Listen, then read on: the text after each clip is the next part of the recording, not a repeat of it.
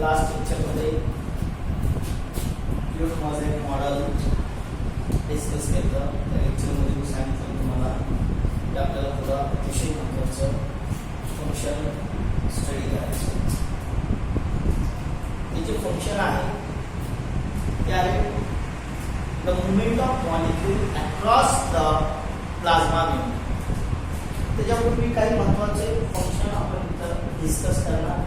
and then we discuss this most important function, the movement of molecule through the plasma membrane or across the plasma membrane.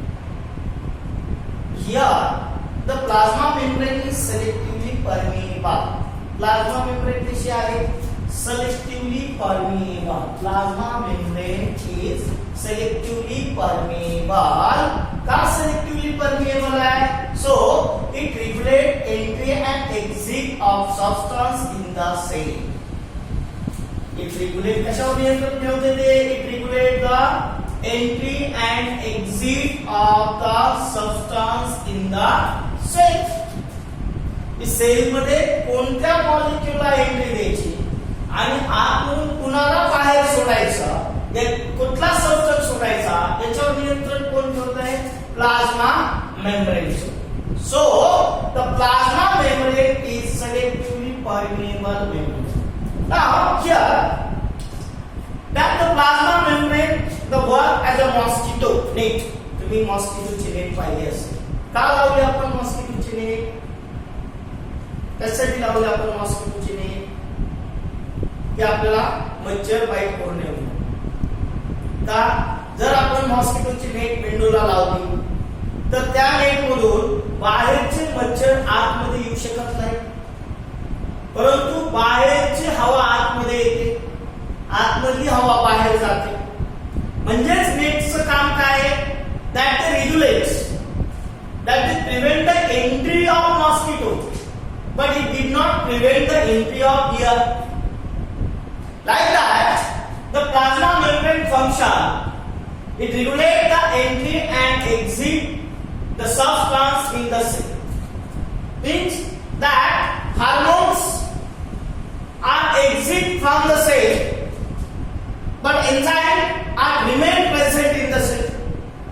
ही जी cell आहे त्या cell secrete करेल hormones जे आहेत हे hormones exit करतील सेल मधून, बट एन्झाइम जे आहेत enzyme remain present in the sale.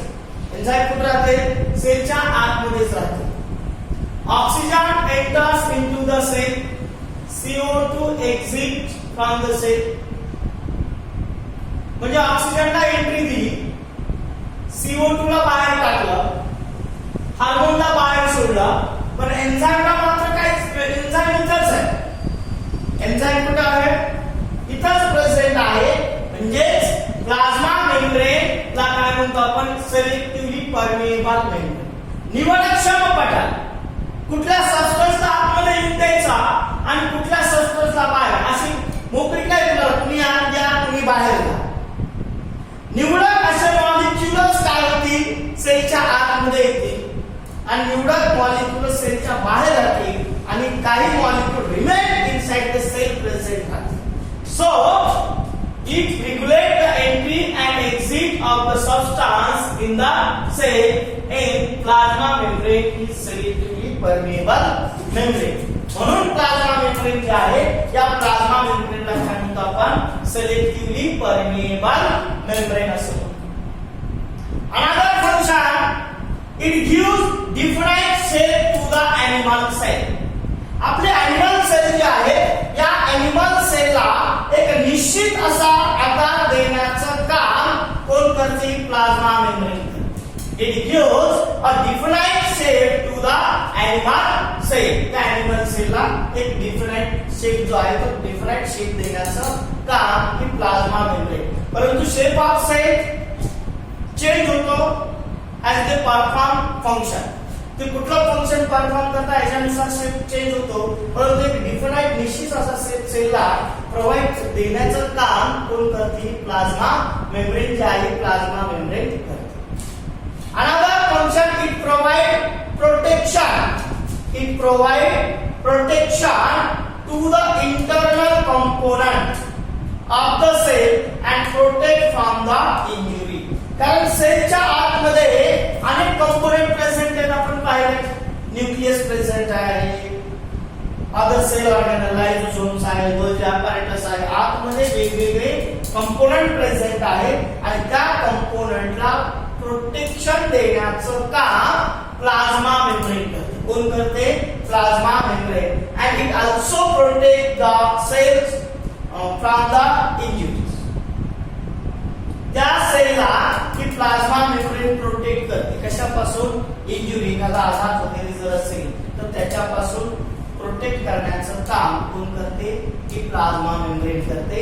It provide protection to the internal component of the cell and protect from the injury Okay, now another function, it allow the flow of substances.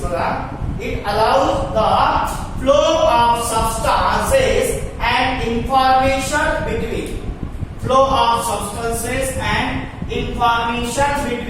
various cell organelles within the cell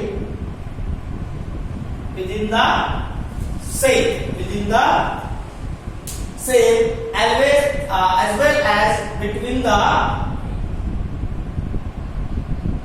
one cell to another cell. It allows the flow of substances and information between various cell organelles within the cell as well as another cells. बघा हे अतिशय महत्त्वाचं, थोडं confuse होतं. It allows the flow of substance and information between various cell organelles. हे जिथे sale organelles आतमध्ये त्यांच्याकडे मूवमेंट इन्फॉर्मेशन ट्रान्सपोर्ट करते within the cell as well as another cell, किंवा या सेल कडून नेबरिंग सेल जी आहे त्या नेबरिंग सेलला इन्फॉर्मेशन जी आहे ही इन्फॉर्मेशन फ्लो करण्यास ती अलाउ करते. कारण त्यांच्यामधूनच जाणार आहे त्याची काही इन्फॉर्मेशन असेल ती information. It allows the flow of substances, काही पदार्थ and information between various cell organelle within the cell. सेलच्या आतमध्ये वेगवेगळे सेल ऑर्गॅनल आहेत, त्यांना सबस्टन्स प्रोव्हाइड केले जाते, ट्रान्सफर केले, फ्लो जो आहे तो अलाउ केला जातो विदिन द सेल किंवा another cell. And another function, it's flexible enough to इतकी पुरेशी फ्लेक्सिबल आहे to engulf large molecule and food particles. म्हणजे समजा की जी प्लाझ्मा मेम्ब्रेन आणि एखादा फूड पार्टिकल जर आला, फूड पार्टिकल आला तरी फ्लेक्सिबल असल्यामुळे ते चेंजला शेप काय करतं, त्या मॉलिक्यूल अशा पद्धतीने शेप काय केलं जाईल, चेंज केलं जाईल, त्याला engulf. आणि बघा पुढे काय होईल, परत बेसिकल बॉडी तयार होईल, पुढे काय होईल, हा पार्टिकल, हा मॉलिक्यूल काय केला, इंगल्फ केला. काय केला हा मॉलिक्यूल, इंगल्फ केले. किंवा काय केलं जाईल, आता समजा वेगवेगळ्या सेल असतील, फॅगोसाइटोसिस म्हणतात, पॅथोजन आला तर पॅथोजनला सुद्धा अशा पद्धतीने काय केलं जाईल, या ठिकाणी इंगल्फ करण्याचं काम जे आहे की प्लाझ्मा मेम्ब्रेन शेप जो आहे काय केला जातो, चेंज केला जातो. बघा काय पहिलं function, the plasma membrane is selectively permeable, so it regulates the entry and exit of the substances in the cell. It gives a different shape to the animal cell, but it provides protection to the internal components of the cell and protect them from injury.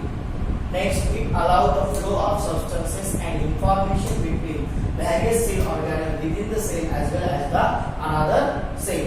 It is flexible enough, पुरेशा प्रमाणामध्ये ती flexible आहे to engulf large molecule and food particle. एखादा मोठा molecule आतमध्ये घ्यायचा असेल किंवा एखादा फूड पार्टिकल असेल तर ती काय फ्लेक्सिबल आहे, त्या पद्धतीने ती चेंज होईल आणि त्याला काय केलं जाईल, engulf केलं जाईल, गिळत केलं जाईल. असे हे functions of plasma membrane.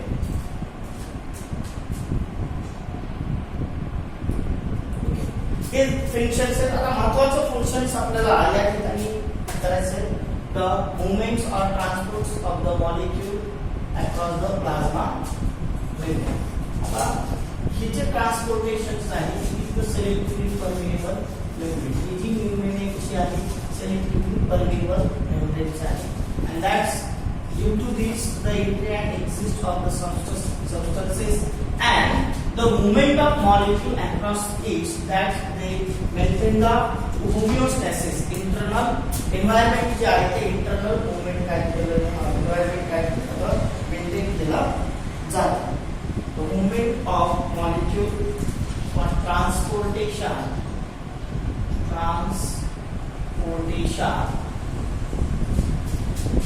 of molecule across the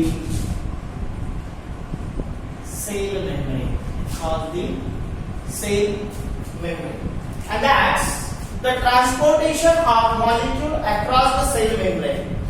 That due to this, the maintain the internal and external environment of the cell, that homeostasis, and that this is a selectively permeable membrane, and this mechanism transportation of molecule across the cell membrane, this mechanism carried out 3 ways.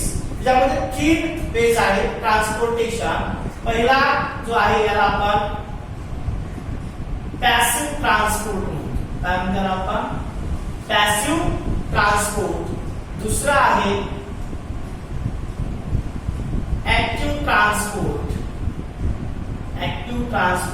आणि तिसरा आहे bulk transport. काय आहे तिसरा bulk transport. काय आहे bulk transport.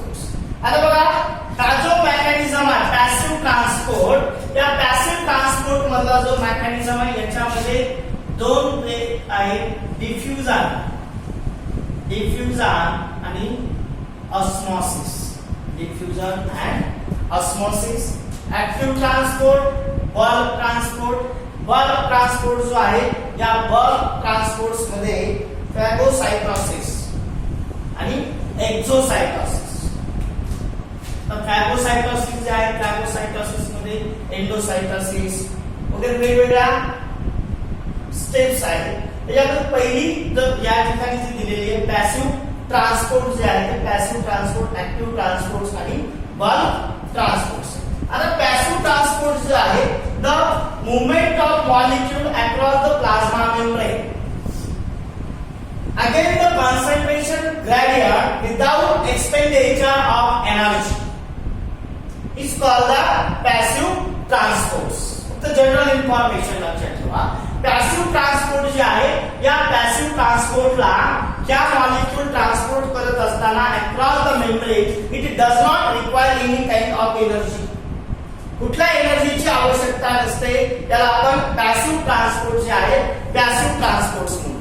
आणि त्याच्यानंतर ऍक्टिव्ह ट्रान्सपोर्ट जे आहे ते ऍक्टिव्ह ट्रान्सपोर्ट मध्ये that the movement of molecule again the concentration gradients and require energy in the form of ATP are called active transports. आता concentration gradient काय आहे आपण पुढे पाहू. आणि bulk transport जे आहे at that in these transports the large molecules or the large amount of the molecule which are transport across the plasma membrane are called the bulk transports. त्याला काय म्हणतो आपण bulk transports असं म्हणतो. Now next lecture we discuss in detail about the passive transport. In the passive transport the diffusion and osmosis very important आहे. याच्यावर question येतो आणि हे तुम्हाला एक्सक्रीटिव्ह प्रोडक्ट्स अँड देअर एलिमिनेशन मध्ये सुद्धा ऑस्मोसिस जे आहे. परत ट्रान्सपोर्टेशन इन प्लांट्स आहे याच्यामध्ये सुद्धा तुम्हाला ऑस्मोसिस डिफ्युजन जे आहे प्लांट वॉटर रिलेशन जे आहे प्लांट वॉटर रिलेशन मध्ये सुद्धा या टर्म महत्त्वाच्या आहेत. त्या अतिशय महत्त्वाच्या टर्म्स आहेत. आपण इथं थांबू. नेक्स्ट लेक्चर्स मध्ये आपण पॅसिव्ह ट्रान्सपोर्ट जे आहे इन डिटेल मध्ये आपण